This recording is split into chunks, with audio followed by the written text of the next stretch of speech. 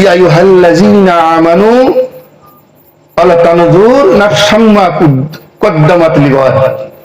আল্লাহ পাক এখানে ঘোষণা করতেছে, হে ঈমানদারগণেরা, আগামী কালের জন্য তোমরা কি সংগ্রহ করে রাখছো।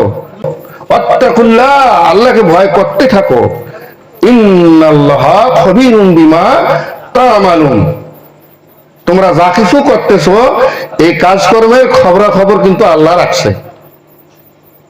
এই ভয়টা আপনার আমার ভেতরে যদি থাকে, যত অন্ধকার রাতে হোক, আপনার আমার দ্বারা খারাপ কাজ হওয়ার কোনো সম্ভাবনা নাই, যদি আল্লাহর ভয়টা আপনার আমার ভেতরে থাকে। তাই আসুন, দুনিয়ায় আর আমরা কতদিন থাকবো? দুনিয়াটা হলো মুসাফির খানা। তাই আসুন, আমি যে মূল আলোচনা যেটা করতে চাইছিলাম সেদিকে আমি ফিরে যাই। এই নির্বাচনটা যেহেতু বাংলাদেশ জামাত ইসলামী বাংলাদেশের জমিনে আল্লাহর আইন প্রতিষ্ঠিত করার জন্য চেষ্টা করে যাচ্ছে, তাই আপনাদেরকেও আমরা এই পথে ডাকতেছি যে সকলে মিলিয়া, একা একাই কিন্তু হবে না, সকলেই মিলিয়া যদি আমরা এই মাঠ পর্যায়ে নামি যাই, ইনশাআল্লাহ কোরআনকে আমরা এই বাংলার জমিনে বিজয়ী করে ছাড়ব।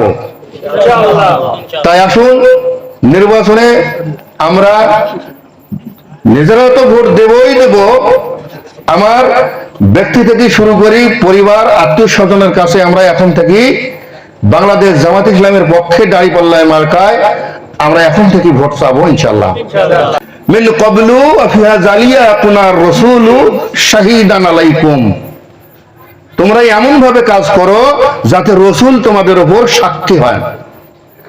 ওয়া তাকুনু শুহাদা আলান নাস, আর তোমরা সাক্ষী হও তোমার এলাকার মানুষদের উপর। আমরা ইহকালের জন্য যা কিছু করব, পরকালের জন্য তার চেয়ে বেশি কিছু করতে হবে, তাই নয়? পরকালের জন্য কিছু করতে গেলে তোমরা তোমার এলাকার মানুষদের উপর সাক্ষী হও। নবী কি আরো আছে? আরো আসবে? এ কাজ কে করবে? আপনার আমার মতন অযোগ্য মানুষগুলাকেই করতে হবে। তাই আসুন, আমরা আগামী নির্বাচনে যথাযথভাবে যার যে দায়িত্ব আছে সেই দায়িত্বগুলো পূর্ণাঙ্গভাবে পালন করবো ইনশাআল্লাহ।